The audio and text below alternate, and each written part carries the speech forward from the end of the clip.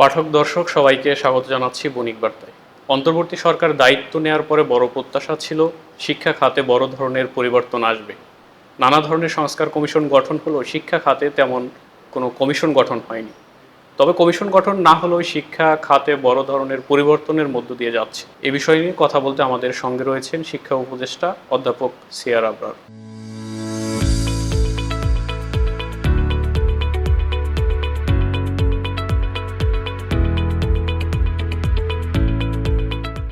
শিক্ষা বিশাল একটা খাত এবং এটা সংস্কার তো প্রয়োজন সবসময় ছিল, এখনও সেটা রয়েছে।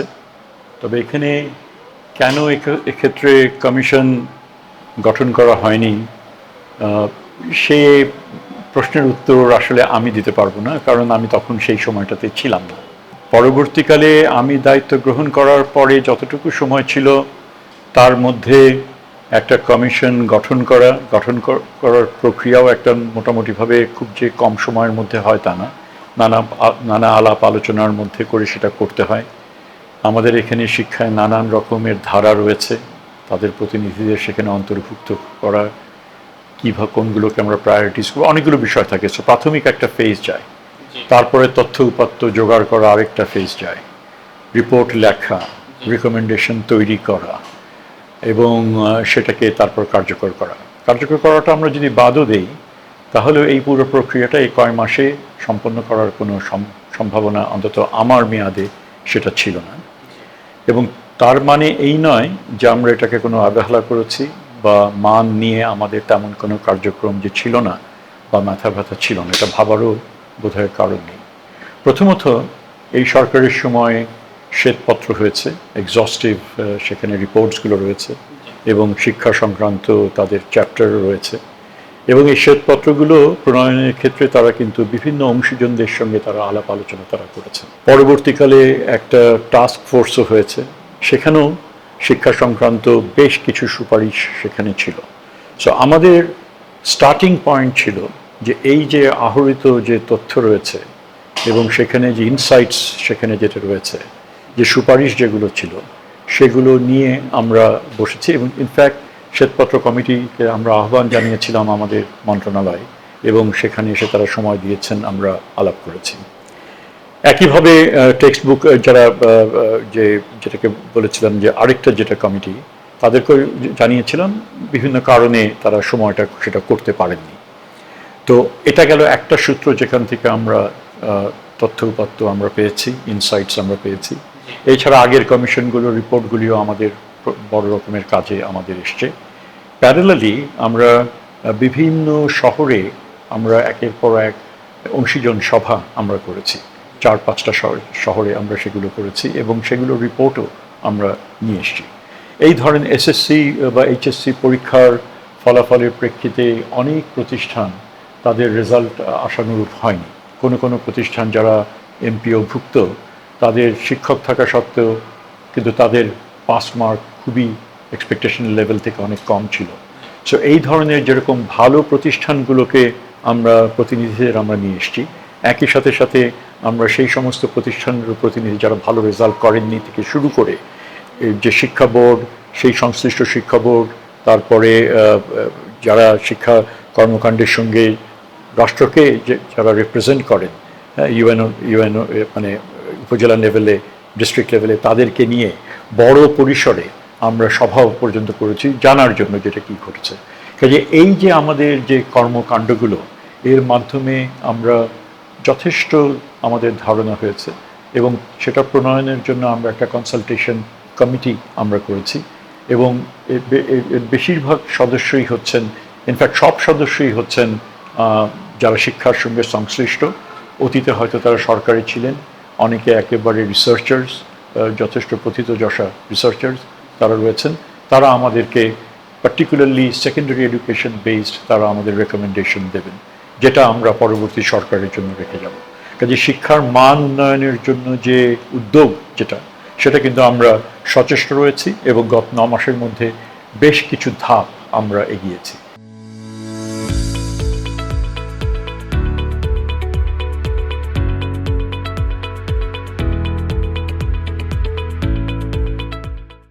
একটা বড় স্টেক হোল্ডার হচ্ছে শিক্ষকরা, কিন্তু এই শিক্ষকদের নানান রকম ভোগান্তির মধ্যে তারা রয়েছেন। এটা একটা বড় ছিল তাদের হাজার হাজার শিক্ষক, তাদের মানে যে প্রমোশন, এটার কোনো হিল্লে হচ্ছিল না। কেন হচ্ছিল না সেটা কিছু আমরা আঁচ করতে পারি। 8 থেকে 10 বছর পর্যন্ত তারা এক একটা পদে তারা আটকে ছিলেন, এবং এবং কোনো সঙ্গত কারণ ছাড়া তাদের এই প্রমোশনগুলি হচ্ছিল না। এবং এটার জন্য যে আর্থিকভাবে খুব বিশাল যে একটা সংশ্লেষ ছিল সেটাও ছিল না, কিন্তু তাদের এটা হয়নি। তারা এক পোস্ট টু পিলার, ইংরেজিতে শব্দ আছে, তারা দৌড়েছেন, তারা এসছেন, তারা লবি করেছেন, কিন্তু তারপরেও হয়নি। এখানে শুধুমাত্র এটা কি একটা অনীহা, নাকি এর পেছনে অন্য কোনো কারণ ছিল সেটা আমরা জানি না। অনেকেই তাদের মধ্যে অনেকেই বলেছেন অন্য কারণ সেখানে ছিল, যেটা তারা মিট করতে পারেন নাই বলেই তাদের সেই প্রমোশন হয়নি। আমরা দায়িত্ব নেবার, বিশেষ করে আমি এবং আমরা দায়িত্ব নেবার পরে যখন এই কথা জানা মাত্রই আমরা অনুসন্ধানে গেছি যে কেন আটকে আছে। একটা ক্ষেত্রে আইনগত, লেকচারার থেকে অ্যাসিস্ট্যান্ট প্রফেসরের ক্ষেত্রে আইনগত একটা সমস্যা ছিল, সেটা দূর হওয়ার সাথে সাথে সেই রাতেই আমরা তাদের প্রমোশনের ব্যবস্থা করি, সম্ভবত 2000-এর মতো। তারপরে অ্যাসিস্ট্যান্ট প্রফেসর থেকে অ্যাসোসিয়েট প্রফেসর, অ্যাসোসিয়েট প্রফেসর থেকে প্রফেসর, এই গত 3 মাসের 3 ধাপে প্রায় 5200 শিক্ষকের প্রমোশন হয়েছে, যেটা অনেকেই বছরের পর বছর ধরে তারা সেই প্রমোশনটা পাচ্ছিলেন না। এবং এটা খুবই একটা বড় রকমের ধাপ ছিল বলে আমি মনে করি। একই সাথে সাথে স্কুলের ক্ষেত্রে 61,000 টিচার এনটিআরসি এর মাধ্যমে আমরা সেই নিয়োগটা আমরা দিয়েছি, যেটা সম্পূর্ণভাবে তাদের পেপার বেসড। এখানে ম্যানুয়াল কোনো জাজমেন্টের, ম্যানিপুলেশনের কোনো সুযোগ এখানে ছিল না। তথ্য তারা দিয়েছেন, সেই তথ্যের উপর ভিত্তিতেই তাদের পছন্দের যে কাজ, সেই কাজগুলো তারা সেগুলো দিয়েছেন। কোন জায়গায় তারা যেতে চান সেটা তারা করা হয়েছে। তো আবার আরও 67,000 আমরা বিজ্ঞাপন আমরা করেছি। আমরা যাওয়ার আগেই একটা বড় অংশকে আমার ধারণা আমরা সেই চাকরি, কাজেই গ্রাউন্ড লেভেলে শিক্ষকের যে স্বল্পতার যে বিষয় ছিল সেটা বহুলাংশ হলেও আমরা এটা দূর করে যেতে পারছি বলে আমার মনে হয়, এবং সেটা শিক্ষার মানের সঙ্গে সরাসরিভাবে সম্পৃক্ত বলে আমি মনে করি। কাজে এই কাজগুলো যথেষ্ট গুরুত্বপূর্ণ কাজ। এবং আরেকটা যেটা ছিল, এই যে শিক্ষকদের নিয়োগের ক্ষেত্রে যে বিভিন্ন ধারার মাদ্রাসা, তারপরে সাধারণ শিক্ষা, কারিগরি শিক্ষা, এখানে যেরকম শিক্ষক তারা নিয়োগ করবেন বাংলা পড়ানোর জন্য, এক এক ধারার মধ্যে এক এক রকমের শিক্ষকের যোগ্যতা ছিল। চাহিদা পূরণ করলে সবগুলোর ক্ষেত্রেই তারা বিবেচিত হচ্ছেন। কাজে এইটাও একটা বড় রকমের, আমি মনে করি তাদের অ্যাপয়েন্টমেন্টের ক্ষেত্রে বড় রকমের একটাই। এছাড়া আমরা জানি এমপিও টিচাররা, যারা ভুক্ত যারা ছিলেন, তারা বাড়ি ভাড়া নিয়ে কোনোদিন তারা সেগুলো পাননি। তারা সেই আন্দোলনগুলো করছিলেন, সেটারও একটা যৌক্তিক একটা আমরা সমাধানে আমরা আসতে পেরেছি। সো ওভারঅল আবার এমপিও ভুক্ত প্রতিষ্ঠান, তার জন্য সরকার বরাদ্দ রেখেছেন, এবং আমরা সাধারণ ধারায় আমরা আহ্বান করেছি এর মধ্যেই এটা শেষ হবে, এবং আমরা যাবার আগে আরও প্রায় কয়েকশো আমরা এমপিও ভুক্ত প্রতিষ্ঠান আমরা করে যেতে পারবো। একই ধারাবাহিকতায় কারিগরি বিভাগেও এবং মাদ্রাসা বিভাগেও এই কাজটা এগিয়ে চলেছে।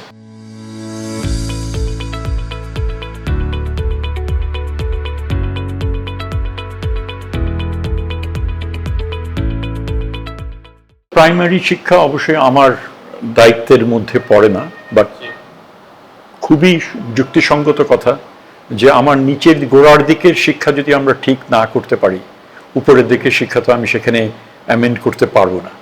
তো আমি জানি যে প্রাইমারি শিক্ষার ক্ষেত্রেও তারা একটা কনসালটেশন কমিটি করে যথেষ্ট ইন্টারঅ্যাক্টিভ প্রসেসের মাধ্যমে, পার্টিসিপেটরি প্রসেসের মাধ্যমে তারা তারা নিয়ে এসছেন, একটা ডকুমেন্টও সেখান থেকে তারা পাবলিশ করেছেন। সেই ধারাবাহিকতায় আমরা সেকেন্ডারিটাকে হাতে নিয়েছি আমাদের মধ্যে যারা পড়ে, এবং সেখানে একটা ভিশন কমিটি আমরা ফর্ম করেছি, যেই ভিশন কমিটি যেখানে বোথ মানে অ্যাকাডেমিক্সরা, প্র্যাকটিশনার্সরা এবং সরকারি কর্মকর্তাও যারা এগুলোর সঙ্গে সম্পৃক্ত ছিলেন তারা এটার মধ্যে রয়েছেন, এবং ইন্টেন্সিভলি তারা কনসালটেশন তারা করেছেন, আলাপ আলোচনা তারা করেছেন। আর সেকেন্ডারি কমিটি দুটো সেপারেট কমিটি, এবং আমরা এই জানুয়ারি মাসের প্রথমে আমরা এদের যে ফাইন্ডিংস যেগুলো রয়েছে সেই ফাইন্ডিংসগুলো আমরা সেগুলো প্রেজেন্ট করব। আমার প্রাথমিকভাবে আমার যা চিন্তা ভাবনা, পার্টিকুলারলি ভিশন কমিটির যেটা more like philosophy of education কি হতে পারে, আমরা যে এতকাল যেভাবে আমরা এগিয়েছি, যেখানে ডেলিভারির উপরে হয়তো কিছুটা জোর ছিল, কিন্তু লার্নিং ক্যাপাসিটি শিক্ষক মানে ছাত্র, সেটার উপরে আমাদের যে নজরটা যেটা দেওয়া দরকার, তো সেগুলো নিয়ে আমরা খুব মাথা ব্যথা নেই। এইগুলো যথেষ্ট এখানে জোর দেওয়া হয়েছে আমাদের এই ডকুমেন্টে।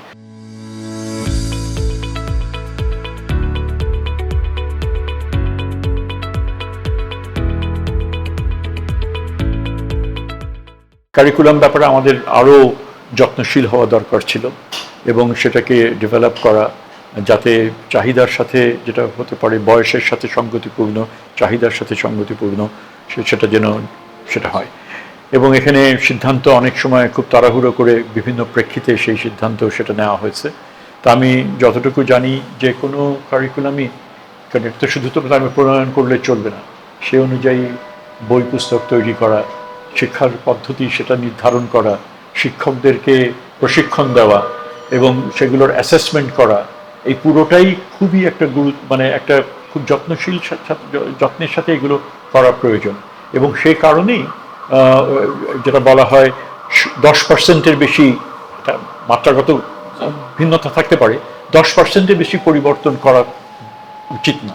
কিন্তু আমরা তো বড় ধরনের পরিবর্তনের মধ্যে, সেগুলো রাজনৈতিক সিদ্ধান্ত ছিল এবং কোনো সময় সেটা ছিল বিশেষ সময়ের বিশেষ যে ইডিওলজি যেটা ডমিনেন্ট ছিল সেটাকে অ্যাকোমোডেট করা, বিশেষ লেখক তাদেরকে মানে প্রচার প্রসার তাদের ঘটানো, এগুলো সবই বড় রকমভাবে ইম্প্যাক্ট করেছে। আবার পরবর্তীকালে রাজনৈতিক পরিবর্তনের পরে সেগুলো রাখা কতটুকু সমীচীন হবে, এবং অবভিয়াসলি ইডিওলজিক্যাল একটা শিফট সেখানে হয়েছে, সেই পরিপ্রেক্ষিতে তাদেরকে বাদ দেওয়া, এটাতে ছাত্রছাত্রীরাও নানান রকমভাবে কনফিউজ হয়েছেন, শিক্ষকরাও সেগুলো তার সঙ্গে তাল মেলাতে হয়তো পারেনি। আমার ধারণা, আমরা যখন একটা নতুন আবার করে বাংলাদেশে এটা মানে আমরা এগিয়ে যাচ্ছি, আমরা এই এক্সপেরিয়েন্সগুলো আমরা বিবেচনার মধ্যে রাখবো এবং এই ধরনের যেন পরিবর্তন না ঘটে, রাজনৈতিকভাবে আমরা যেন একটা ন্যাশনাল কনসেনসাসে আসতে পারি। আমাদের তো এখন it is about time that we address this issues. এই যে একটা শিক্ষা স্বাস্থ্য, এই দুটো খাত এত গুরুত্বপূর্ণ একটা খাত, কিন্তু সেই খাতে যে এনগেজমেন্ট, এবং সেটা খালি শিক্ষানীতি প্রণয়ন করলেই সমস্ত সমস্যার সমাধান হয়ে যেত। শিক্ষানীতির অতীতে বেশ কয়েকটা হয়েছে, সেগুলো প্রণয়ন করা হয়েছে, রিপোর্ট সেটা এসছে, খুব কি এখানে ঘটেছে? আমি শিক্ষানীতির বিরুদ্ধে না, কিন্তু ওর মধ্যে সবাই যে একটা দেখেছি সকল সমাধানের একেবারে চরম উৎস, আমি সেটা মনে করি না, আমি সেটা গ্রহণ করি না। কাজেই বিশেষ করে আমাদের রাজনৈতিকভাবে আমাদের কনসেনসাসগুলো আমাদের সেরকম নেই।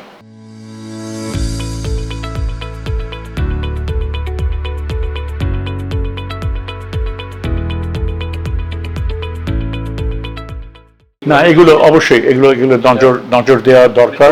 এটা এখানে স্ট্রিমলাইন করার একটা বিষয় রয়েছে, এবং সেখানে একটা যেটা হচ্ছে যে ওদের কারিকুলাম কিন্তু যে কোনো একটা ইন্টারন্যাশনাল সিস্টেমের সঙ্গে তারা অ্যালাইন্ড। হ্যাঁ, তারা GCSE হতে পারে, IB এবং অন্যান্য বেশ কতগুলো রয়েছে। কাজে ওখানে যে ওয়ান্স এটা একটা শিক্ষার্থীরও একটা ভূমিকা বোধহয় থাকে অ্যাটলিস্ট সার্টেন লেভেলে, পরিবারের তো থাকেই, তারা নির্দিষ্ট করছেন কোন সিস্টেমে তারা যাবেন, সেই হিসেবে তারা ভর্তি হচ্ছেন এবং করছে। কিন্তু এখানে আবার কোনো ক্ষেত্রে অবশ্যই এখানে তাদের ফিজের একটা ব্যাপার রয়েছে, ডিসপ্রপোর্শনেটলি তারা ফিজ পে করছেন। এবং আরেকটা যেটা হচ্ছে যে এখানে ব্রিটিশ কাউন্সিল বা অন্যরা রয়েছেন, তারা পরীক্ষাগুলো তারা অ্যাডমিনিস্টার করেন। তো এইখানে মানে কিছু অপারেশনাল দিক রয়েছে, সেগুলো বোধহয় আরেকটু আলাপ আলোচনা করা, যেই প্রতিষ্ঠানগুলোর সাথে ব্রিটিশ কাউন্সিলের এই যোগাযোগটা একটা বাড়ানো। সেখানে মন্ত্রণালয়ের ভূমিকা আছে বলে কোনো প্রতিষ্ঠান আমাদের সঙ্গে যোগাযোগ করছেন।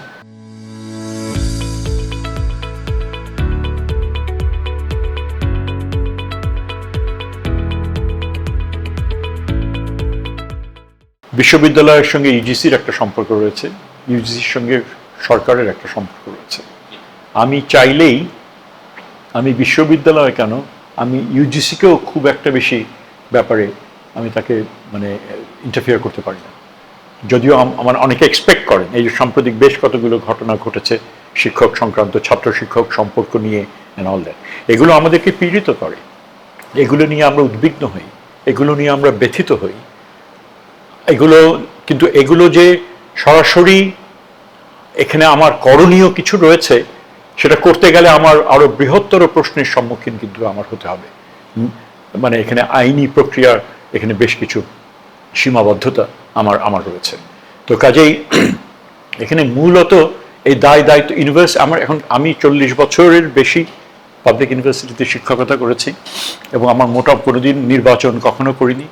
এবং এই যে আমি সবসময় শব্দটা ব্যবহার করি, ইচ্ছা করেই করি, আপনি যেভাবে আপনি বিষয়টা বললেন যে এই দলাদলি, সেটা একটা পঙ্কিল অবস্থার মধ্যে সেটা চলে গিয়েছিল। এবং ইউনিভার্সিটি যে অটোনমি যেটা প্রয়োজন ছিল, সেটা হচ্ছে শিক্ষকরা তারা বিবেকবান, তারা তাদের নিজস্ব একটা অবস্থান থাকবে এবং সেটার জন্য তারা এক্সারসাইজ করতে পারেন। ভালো শিক্ষক হতে হলে আপনার সেই অটোনমি দরকার, অবশ্যই ক্লাসে একটা জিনিস পড়াবেন সেটার জন্য আপনার সেটা থাকে। কিন্তু সেটাকে আমরা অ্যাবিউজ করে এমন একটা পর্যায়ে নিয়ে গেছি যে আমরা একেবারে মোটামুটিভাবে দলীয়করণের একটা চরম, একটা নিকৃষ্ট উদাহরণে নিকৃষ্ট একটা উদাহরণ আমরা সেটা সৃষ্টি করেছি।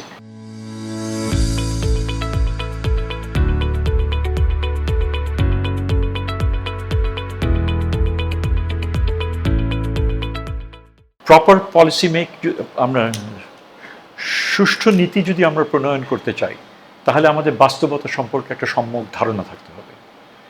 এবং আমরা সে কারণেই যে আন্তর্জাতিক পরিপ্রেক্ষিতে আমাদের অবস্থানটা কি, শিক্ষার অবস্থানটা কি, বিশেষ করে প্রাইমারি এবং সেকেন্ডারি লেভেলের অবস্থানটা কি, সেটার জন্য কিন্তু আন্তর্জাতিক একটা র্যাঙ্কিংয়ের ব্যবস্থা রয়েছে।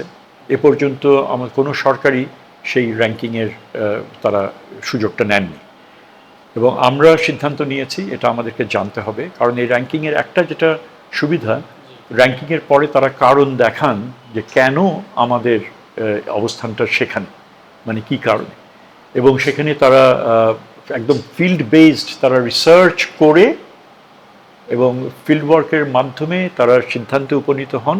এবং র্যাঙ্কিং করার পরে যারা আমরা সাবস্ক্রাইবার, সেটা সাবস্ক্রাইবিং দেশকে তারা রিকমেন্ডেশনসগুলো দেন। যতটুকু আমি করতে পেরেছি, আরও অনেক করতে পারতাম, বা যতটুকু করতে পারছি এখন সেটা নিয়ে আমি অত্যন্ত স্যাটিসফাইড। আমি আরও বেশি করতে পারতাম, সেটা একটা খারাপ লাগা, but I don't think that is এটা ঠিক। আমি বড় মাপের কোনো সাকসেস না। পরীক্ষা শেষ করার আগে আমাকে বোর্ডের চেয়ারম্যান, যিনি এটার পুরো প্রক্রিয়ার সঙ্গে, ঢাকা বোর্ডের চেয়ারম্যান, যিনি এটার কোঅর্ডিনেটর হিসেবে কাজ করেন, আমাকে জিজ্ঞেস করলেন, খাতা এখন সবাইকে পাঠাবো, তো তাদের প্রতি আপনার কোনো নির্দেশ আছে কি না? আমি বললাম, আমার দুটোই নির্দেশ যদি জানতে চান, দ্রুততার সাথে পরীক্ষার রেজাল্ট দিতে হবে এবং প্রপারলি যেন তারা মার্ক করে, খাতা যেন ঠিক মতো তারা দেখেন, এটা। তারপরে উনি একটি জিজ্ঞেস করলেন, এর বাইরে আপনার কি কোনো নির্দেশ আছে কিনা? আমি তখন বুঝি নাই যে এর বাইরে নির্দেশ বলতে উনি কী বোঝাচ্ছেন। তো সেখানে শেষ। যেদিন রেজাল্ট বেরোলো, তখন উনি সাংবাদিকদের সাথে আলোচনার সময় তিনি বলেছেন যে এইবার আমরা টিচারদের কোনো বিশেষ নির্দেশনা কোনো কিছু দেইনি, যার ফলে রেজাল্ট যা হয়েছে সেই রেজাল্টই ছাত্রছাত্রীরা পেয়েছে। তো সেই মুহূর্তে আমি বুঝলাম যে উনি কী ধরনের নির্দেশ আমার কাছ থেকে আশা করছিলেন। এটা হচ্ছে একটা গল্প। এর সাথে সম্পৃক্ত হচ্ছে, রেজাল্টের কয়েকদিন পরে আমি রেস্টুরেন্টে খেতে গেছি পরিবার নিয়ে, এবং সেখানে মানে একটা তরুণী, সে এসে আমাকে জিজ্ঞেস করলো যে, আঙ্কেল আপনি কি শিক্ষা উপদেষ্টা? তো আমি বললাম যে হ্যাঁ। তখন বললো, আপনাকে আমি বিশেষ ধন্যবাদ জানাতে চাই। আমি বলছি, কিসের জন্য? তো আমি যে জিপিএ 5 এবার পেয়েছি, গোল্ডেন জিপিএ পেয়েছি, এটা পেয়েছি শুধু, আর আমার বন্ধুরা যারা ভালো ছাত্রী, আমরাই কেবল পেয়েছি। অন্যান্য বারের মতো আরও অন্যান্য অনেকের সাথে আমরা পাইনি, যার ফলে আমরা খুব খুশি যে আমাদের যা প্রাপ্য সেটা আমরা পেয়েছি, অন্যরা সেটা পায়নি। So that was another story.